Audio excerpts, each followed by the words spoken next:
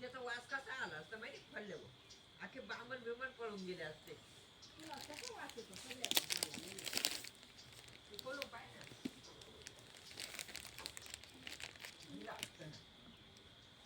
बघा ओम श्री सिद्ध भैरवाय नमः.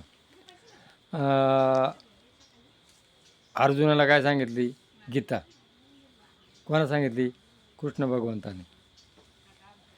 तीच गीता कोणाला सांगितली? उद्धवाला. कोणा? श्रीकृष्णानं. उद्धव कोण होता? कृष्णाचा नातू होता, मुलीचा मुलगा. तर आता तीच गीता आम्ही तुम्हाला सांगतो. उद्धवा, संसार हा एक वृक्ष आहे. या वृक्षाचे पाप आणि पुण्य असे दोन प्रकारचे बीजे आहेत. या संसाराला काय आहे? पाप आणि पुण्य हे दोन बी. जे बी वाढल त्याची वाढ होती, पाप आणि पुण्य. वासना ही त्याची वृक्षाची फळे असतात. सत्व रज तम हे त्रिगुण वृक्षाचे खोड असतात. मन हे त्या वृक्षाचे फांदे आहेत. विषय हा त्याचा रस असतो. विषय कोण आहे? रस आहे. सुख आणि दुःख या त्या वृक्षाची फळे आहेत. मन जेव्हा विषयात जाते तेव्हा दुःख होते. मन परमेश्वरात म्हणजे माझ्या ठिकाणी स्थिर होते, ते परमेश्वर अशा सुखाची प्राप्ती होते. मनाचा ईश्वरात लय करणे हा महायोग आहे. योग्य संस्था, वेद, तप साऱ्यामध्ये भक्तियोग हा श्रेष्ठ योग आहे. मला प्राप्त करणाऱ्याला सर्वात समर्थवान मार्ग हा भक्तिमार्ग आहे.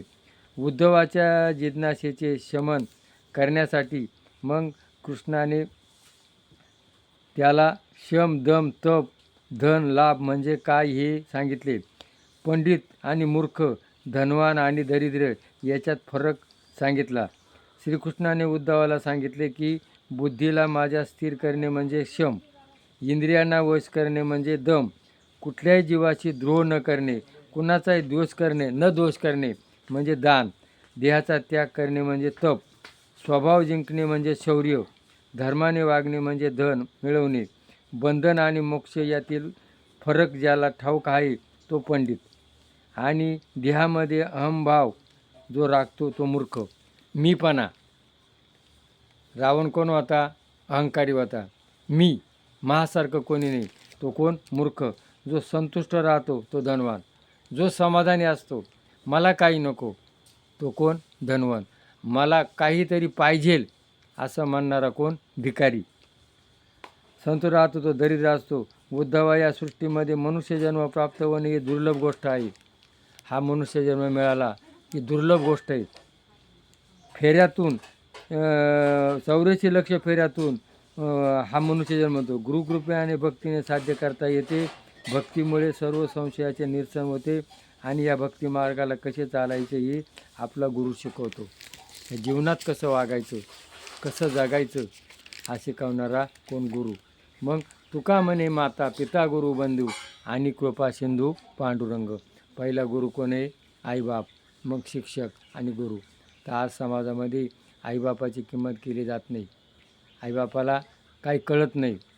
बघा, गाडीला ब्रेक असतं आणि त्या गाडीला जर ब्रेक लागलं नाही तर त्या गाडीचा काय होतो? चकनाचूर होतो.